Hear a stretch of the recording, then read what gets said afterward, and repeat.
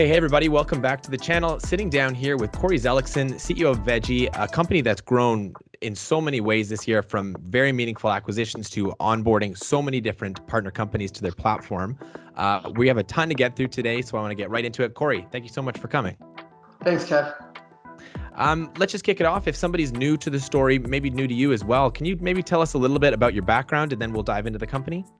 Yeah, absolutely. My background, I'm an engineer by trade, but I've spent the majority of my career in tech and e-commerce startups, and most specifically in building and scaling digital marketplace models similar to Vejii. So the technology and the platform that we've built is not unique or new to me. It's something that I've done before, but also in an area that I'm very passionate about. And if somebody was to not know, what Vejii is per se, can you give us a bit of an executive summary on what the company is all about?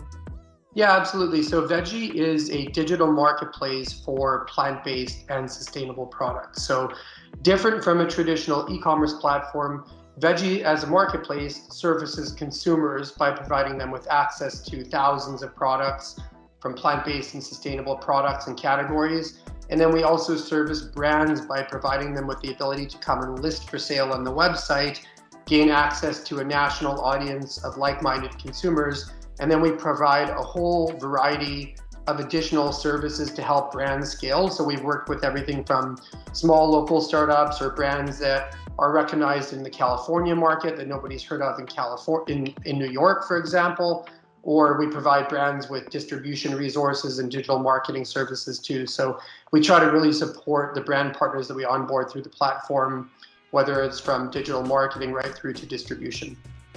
It's a pretty serious value add, seeing it firsthand with other companies we worked with, onboarding to your platform and the kind of efficiencies that you can step into as a small company with a great product, but maybe you don't have the experience in your distribution, logistics, the advertising component. So it makes a lot of sense for a lot of companies. And I guess that's, a testament to how quickly you've managed to scale so many products onto the website already. Well, it's interesting, Kev. It's interesting because as a marketplace, we've spoken to literally hundreds of brands over the past year. And what we've seen is a huge influx of CPG companies coming to the market. Everybody is ultimately competing for the same shelf space in retail brick and mortar stores, and everybody within the space is competing on the same taste and texture profile. So there's been like a huge influx of brands coming to market, and there's frankly not enough shelf space in the US to accommodate this many brands. Ultimately, grocery stores are always limited to a physical footprint. And so what we've seen a lot of brands really trying to reorient their strategy around their online retail channels and D2C. And because most of these companies fall into the plant-based, all protein space, plant-based meat, dairy, and seafood category, these are products that require shipping and frozen logistics. And that's really where our specialty is, and part of our fulfillment platform, where we help brands gain access to our distribution network, where we have DCs across the US, and we can actually do that cold chain logistics, D2C and B2B for the brand partners that we onboard. And, it's funny, this isn't even one of the questions I was going to ask, but I was reading an article this morning about inflation and food prices with everything that's happening, over in Russia and Europe right now. And one thing I saw is that the price of commodities like wheat and that are major inputs into the meat industry are taking off. And I'm seeing the price of something like a steak in the grocery store right now. It's just getting to an unaffordable level. So I can only think of that as being, although a terrible economic and otherwise situation for the plant-based food industry, I can't help but see that as being a positive, a growth driver for that kind of type of product. Sure, absolutely. Okay, so you recently announced your unaudited consolidated revenues, super impressive figures, especially particularly considering where you started the year last year. Can we talk about, can you speak to these figures, give us a little bit of context?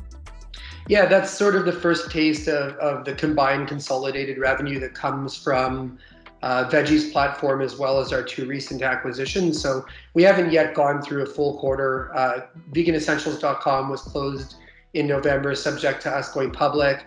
And then VegCo, which is really the B2B division of the company, was closed on December 31st. So January revenue was the first reported sales that we had combined with the three companies together. And I think what's really significant too is that, and just on the initial integration, we've seen a significant impact on our gross margin as well, which was about 23% from Q3 to 37% is what we reported for January sales. So we're really taking advantage of a lot of the synergies between the companies, like consolidating purchasing, using economies of scale to get better pricing on product, and working towards getting inventory closer to the consumer with our distribution centers that has an impact on packing materials and shipping costs too. Fantastic. So back to the point of growth, currently to date, you've got 6 distribution points in North America. So can you tell us a little bit more about, the like specifically what these different distribution centers are for and your plans are to add additional centers? Absolutely. So when we started the platform, when we launched originally in the US, we worked with national dropship distributors that would connect to our website, added 3,000 SKUs to the site, and they would ship everything direct to consumer. The issue with that is that you don't have control over the user experience, delivery times, or items can arrive thawed, for example, for frozen products. And so we spent the first few months really understanding which product categories and brands were most popular in the platform. And like with most e-commerce platforms, 90% of your sales can come from 10% of the SKUs. So what we did initially is we opened our first 3PL in Austin, Texas, and we started migrating all of the really top velocity SKUs that just happened to be plant-based meat, dairy, seafood, egg alternatives. We took those products and put them into internal inventory in our first 3PL location in Austin, Texas.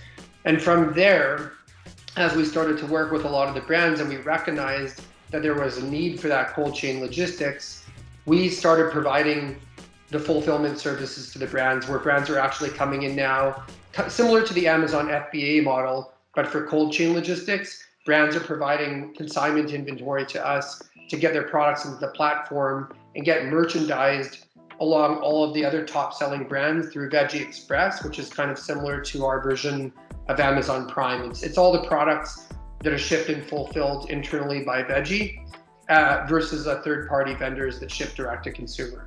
So that was our first warehouse, which was great. That got us launched with Vejii Express. We started exploring opportunities for distribution. Then through our acquisition of Vegan Essentials, we picked up our first 1PL location based in Wisconsin that allows us to service the East Coast facilities. And then with VegGo, we also acquired 3 warehouses, one in Atlanta, one in Oakland, California, and one in Hawaii. So that creates 5 distribution centers for us in continental US, including Hawaii. And so what we're working on now is migrating inventory between those warehouses. So for example, prior to COVID, Vegan Essentials had a large audience of consumers and they were shipping across the country to California. With COVID starting, shipping rates skyrocketed and it wasn't efficient for them to ship across to California. So now with our distribution center in Oakland, we're working on stocking up inventory and creating the integration between Vegan Essentials and the warehouse in Oakland.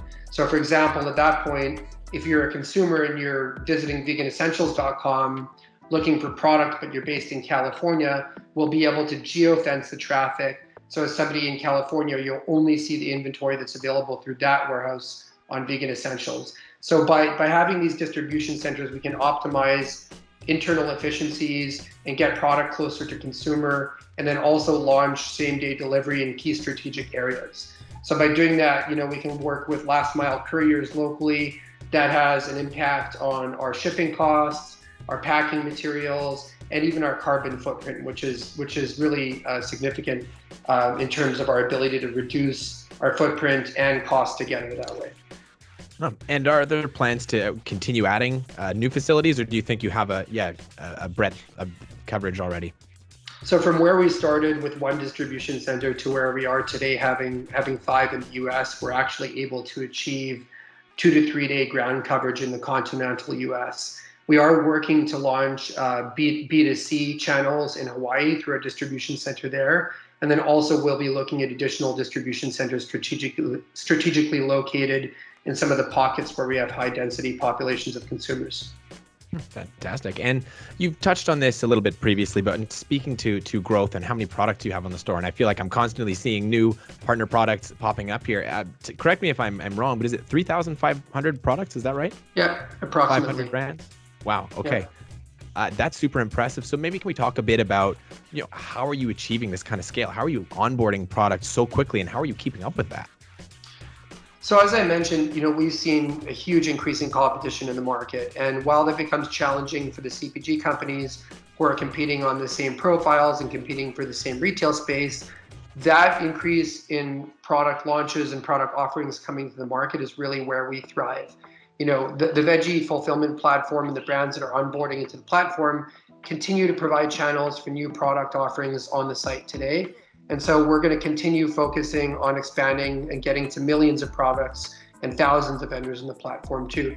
And what's really unique, I think, about when you look at like online grocery shopping, for example, and a lot of people are familiar with using Instacart or buying from Amazon Fresh. The reality is, like, again, going back to that grocery store model, if you're ordering from Instacart and that order is going to be shopped at your local grocery store, you're only ever going to have access to the 5, 10, 15, or even 20 brands that are available at the grocery store around the corner from you, right? And so the ability with Vejii is to deliver over 3,000 products direct to consumer from a single location. So ultimately, regardless of how you're shopping online, we're always going to be able to provide the largest selection of products to our consumers, and actually across a wide range of categories. So it's not just plant-based foods, right? We cover sustainable cosmetics and personal care products, and we even sell vegan wines on the website. And we have ambitions to get into sustainable fashion and furniture as well. Very cool. Oh, very cool. So you made a couple pretty key acquisitions. Can we talk about how those acquisitions have grown your business, and how do they continue to fuel that growth going forward? Yeah, sure, absolutely. The first acquisition we completed was veganessentials.com. That was a husband and wife owned business that's been around for close to 20 years. It's been awarded Best Vegan Grocer of the Year for many years in a row. They established a really strong base of consumers in the US, as I mentioned, California market as well. They actually used to ship to Canada and the UK as well. So they've established a strong audience of consumers on the retail side, and that also brought us our second warehouse in Wisconsin. So they had a significant impact on our revenue that way as well. And the second acquisition was VEJCO, which is a B2B platform, also an online site, but specializing in providing restaurants and independent grocers with plant-based foods and food service products. So that's a really underserved market, because if you look at the fact that 70% of all the restaurants in the US are independently owned, cash flow is really important for those business owners. And a lot of these companies or the restaurants that are looking to incorporate plant-based options on their menu may not be able to support the regular weekly financial commitments from some of the larger national food distributors. So VEJCO really provides those brands with the opportunity to bring on new menu items without the minimum order amounts or fees associated with some of the national drop ship distributors.